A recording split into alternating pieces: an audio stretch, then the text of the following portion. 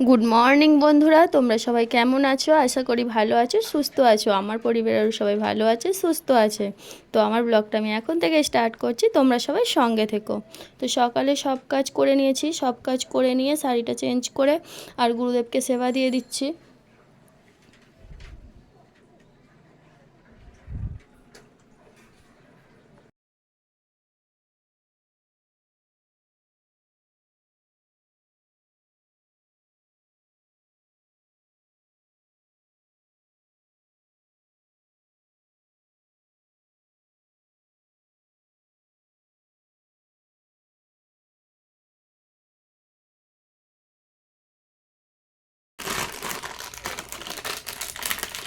যেটুকু ছাতু ঢালা ছিল সেটা ছোটো সোনাকে খাইয়ে শেষ হয়ে গেছে, ছাতু ঢালা ছিল না, সেই জন্য একটু ঢেলে দিচ্ছি।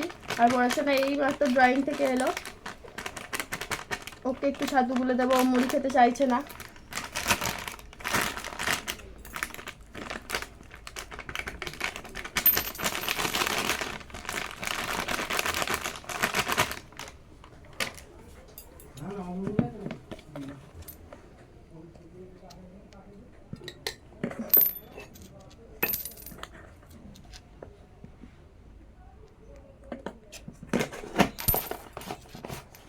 বাপি নুনটা নিয়ে আয় না মা।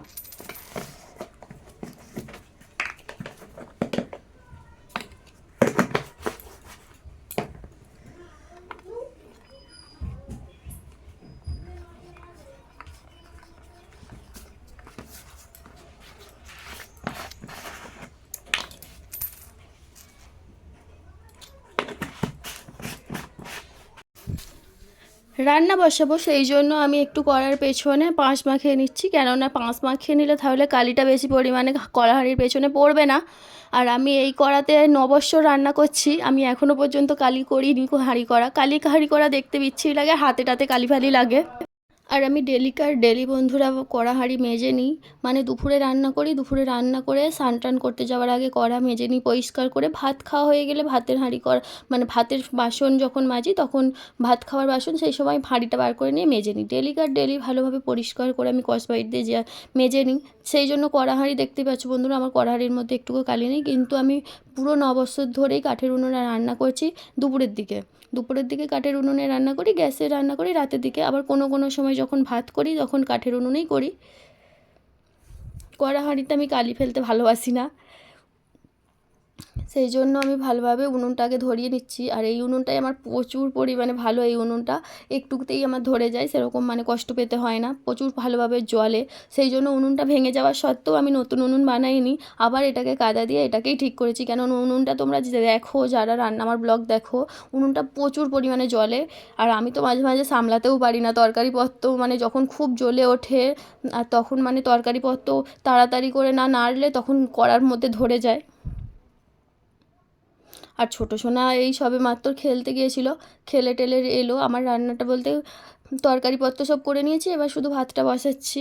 ভাতের চালটা ধুয়ে আর তুলে দেবো হাঁড়ির মধ্যে জল দিয়ে দিয়েছি, হাঁড়ির মধ্যে জল ফুটছে।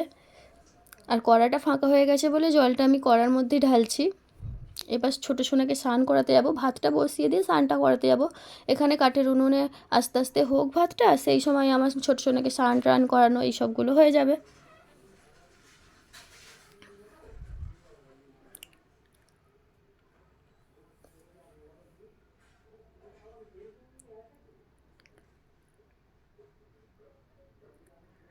আজকে তরকারি করেছি, তরকারিটা আমার ঠিক পছন্দ মতো নয়, সেই জন্য আমি ভাবলাম একটু টমেটো আলু ভাতে দেবো, আমি টমেটো আলু ভাতেটা খাবো।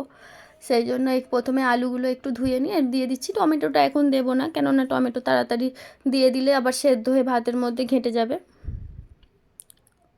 স্নান করতে যাওয়ার আগে ঘরদোরগুলো একটু ভালোভাবে ঝাঁট দিয়ে নিচ্ছি। টিফিন করেছিলাম, আর ছোটো সোনার মানে ছাতু ফাতু ঢেলেছিলাম ডিবেতে, সেগুলো আর মানে কাগজটা বাইরে ফেলা হয়নি, কাগজটা পড়ে আছে, এগুলো ভালোভাবে সব ঝাঁটিয়ে দেবো।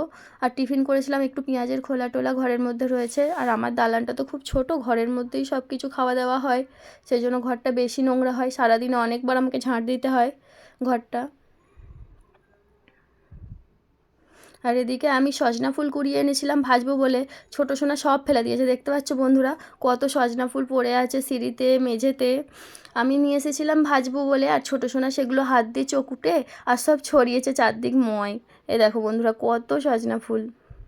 এগুলো সজনা ফুল ঠিক নয়, এগুলো নজনা ফুল। সজনা ফুল এখন পাওয়া যায় না, চৈত্র মাস পড়ে গেছে। নজনা ফুল এটা 12 মাসের গাছ বলে আমরা সব সময়তেই এই গাছের ফুলটা পাই। তো স্নান করতে যাব, সেই জন্য ভাবছি এইসব ঝাঁটপাট ময়লার কাজগুলো সেরে নিয়ে স্নান করতে যাব। আর এদিকে আবার পেপসিওয়ালা এসে গেছে, ছোটো সোনা বড় সোনা বায়না করছে পেপসি খাবে। খাবে তো হাতে ধরো দেখি, হাতে ধরো, না না না হাতে ধরো দেখি। ও এটা কি সোনা, এটা কি, এটা কি দাঁড়া না মা, এটা কি খাচ্ছ? হ্যাঁ এটা এটা ঠান্ডা লাগছে না? ওই হাতে ধরো দেখি, এই দেখো যাচ্ছে যাচ্ছে। দাও দিদিকে দাও একটু, তুমি পুরোটা খেলে ঠান্ডা লেগে যাবে, দিদি একটু খাক তুমি একটু খাবে। হ্যাঁ এই গরম পড়ে গেছে এই সমস্যা। এবার এই রাস্তার ধারে ঘর, পেপসিওয়ালা যাবে আইসক্রিমওয়ালা যাবে আর খাবি আর শরীর খারাপ করবে। দাও না দাও না, বোনকে দিবি বাবা। ভীষণ পরিমাণে এখন গরম পড়ে গেছে বন্ধুরা, সেই জন্য ছাদে আর উঠি না আমি। এই রাস্তার ধারে দড়িতেই সব জামা কাপড় দিয়ে দিলে আমার শুকনো হয়ে যায়, সেই জন্য অত রোদ্দুরে ছাদে আর আমি যাই না, এইখানেই দিয়ে দিই। আর রাস্তার ধারে জামা কাপড় মিলি না, কেননা রাস্তার ধারের লোকজন যায়, গাড়ি নিয়ে যায়, সব সময় ধুলো ময়লাও জামা কাপড়ের মধ্যে পড়ে, সেই জন্য ছাদেই দিই। কিন্তু এত পরিমাণে গরম পড়ে গেছে আর ছাদে ওঠার প্রয়োজন হয় না, এখানেই সব জামা কাপড় আমার শুকনো হয়ে যায়। সেই জন্য স্নান টান করে এসে সব জামা কাপড়গুলো এখানে দিয়ে দিলাম।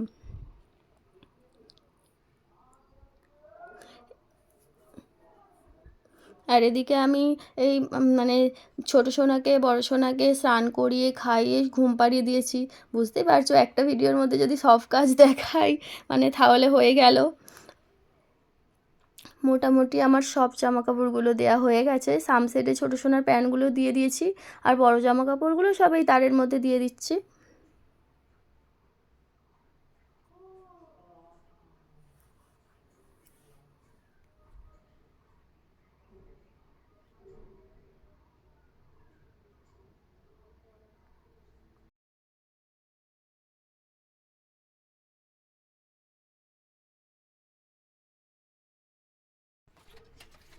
তো সব বাসন আমার ধোয়া রয়েছিল, উপর করা হয়েছিল না, এগুলো রান্নার বাসন, রান্নার মানে থালা বাসন এগুলোও দিয়ে দিচ্ছি। আর এগুলো দুপুরের বাসন, এগুলো সকালের বাসন, সরি বন্ধুরা, সকালের বাসন এগুলোও আমার ধোয়া ছিল, উপর করা হয়নি, সেই জন্য সব বাসন একসঙ্গে আমি ধুয়ে আর উপর করে দিচ্ছি। আজকে সময় পাইনি, এদিক ওদিক কাজকর্ম করতে করতেই সময়গুলো কেটে যায়। এই দেখো আমি বন জঙ্গলের মধ্যে দিয়ে কোথায় যাচ্ছি, তোমরা ভাবছো আমি কোথায় যাচ্ছি বন জঙ্গল দিয়ে? আমি বন জঙ্গল দিয়ে যাচ্ছি বাগানে। না স্টার্ট হয়েছে। তো বন্ধুরা বিকেলবেলা বাগানে এসেছি, বাগানে বসে সবজি চাষ এরকম কিছু বাপি দেয়নি, বাপির শরীরটা ভালো না, সেই জন্য সবজি চাষ করতে পারে না। বাপির হার্টের প্রবলেম, তো বেশি খাটাখাটুনি করলে বুকের যন্ত্রণা হয়, সেই জন্য বাপি এবছরে চাষ দেয়নি। আর এবছরে বেশি করে বাপির বুকে যন্ত্রণা হচ্ছে, সেই জন্য বাপি বেশি চাষ দেয়নি। এখানে শুধু কিছুটা কুমড়ো গাছ দিয়েছে, আর এখানে এই যে ছোট্ট ছোট্ট সবে লঙ্কা গাছ লাগিয়েছে, আর এবছরে চাষ দিতে পারেনি বাপি। আর দেখো সবে কুমড়ো গাছগুলো মানে যাচ্ছে আর কি একটু একটু করে, আর কোনো গাছই দেয়নি, নাহলে অনেক গাছ দেয়, উচ্ছে পালং পাট অনেক কিছু গাছ দেয়, কিন্তু এবছরে দিতে পারেনি। এবছরে যা শুধু এই কুমড়ো গাছটাই দিয়েছে, আর কিছু দিতে পারেনি।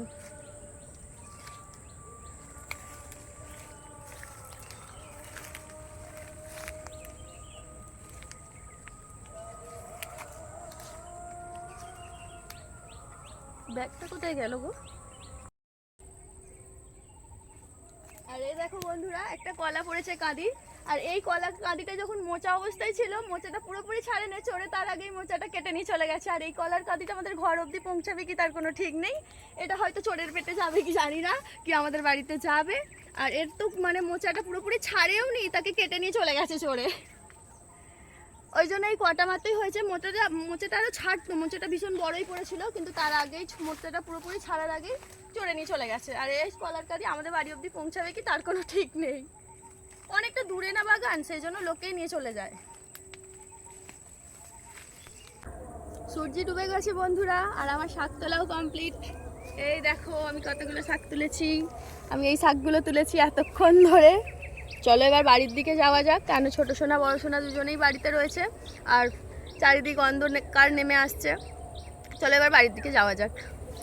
তো বাগান থেকে এসে বন্ধুরা আমি 2 বালতি জল নিয়ে এলাম কল থেকে, সন্ধে দিলাম, তারপরে এই বসেছি একটু টিফিন করতে। তো সব স্যালাড কুচিয়ে নিয়েছি, নিয়ে দুপুরের একটু আলু সেদ্ধ আছে, আমি দুপুরের আলু সেদ্ধ খাইনি, সেই দুপুরের আলু সেদ্ধটা দিয়ে মাখিয়ে নিচ্ছি ভালোভাবে। সবাই মিলে মুড়ি খাবো বলে 4টা করে নিচ্ছি। আর এদিকে ছোটো সোনা আমার বসে বসে চাল ভাজা খাচ্ছে। ওর ঠাম্মি ওই বাটিটাই করে বিরিয়ানি চালের চাল ভাজা দিয়ে গেছিলো, আর ও সেটাই খাচ্ছে। ছোটো সোনা ভীষণ পরিমাণে ছটপট করছিল, ওই জন্য ওই চাল ভাজাটা দিয়ে আর বসিয়ে রেখেছি চেয়ারের মধ্যে, না হলে তো মুড়িগুলোই আমার সব উল্টে দেবে। তো সন্ধেবেলা বড় সোনাকে নিয়ে পড়তে বসিয়ে দিয়েছি, ওকে সব প্রশ্নগুলো রিভাইজ করাচ্ছি, কালকে পরীক্ষা, সেই জন্য সব প্রশ্নগুলো বারবার করে আমি রিভাইজ করে দিচ্ছি বেশি বেশি করে, আর ও আমার প্রশ্নগুলোর উত্তরগুলো দিচ্ছে। পরীক্ষার আগে যত বেশি রিভাইজ করাবো মনে হয় ততটাই ভালো, তাহলে কোনো প্রশ্ন পড়লে ওর অসুবিধা হবে না। ভালোভাবে রিভাইজগুলো আমি করিয়ে নিচ্ছি। এইদিকে রাত্রি মানে 9:30টার মতো বেজে গেছে, আমি রুটি বানাচ্ছি, আটাগুলো মাখিয়ে নিয়ে আমি দেখো ফুটবল রুটি বানাচ্ছি। প্রথমে যখন রুটি মানে বানাতাম, আমাদের বাপার বাড়িতে বেশিরভাগ ভাত খাওয়া হয়, রুটি খাওয়ানো হয় না, আমি সেই জন্য রুটি বানাতে পারতাম না। এখন আস্তে আস্তে শিখে গেছি, তখন আমার রুটি গোল হতো না, কোনো সময় আটা শক্ত মাখানো হয়ে যেত, কোনো সময় আটা নরম মাখানো হয়ে যেত, এরকম হয়। কিন্তু এখন আমার দেখতেই পাচ্ছ বন্ধু তোমরা, আমার প্রত্যেকটা রুটি একদম ফুটবলের মতো গোল গোল হচ্ছে। আর এদিকে বসিয়ে দিয়েছি একটু তরকারি, আলুর তরকারি বসিয়েছি আজকে, অন্য কিছু বানাইনি। 5 ফোড়ন দিয়ে একটু আলুর তরকারি করে নিচ্ছি।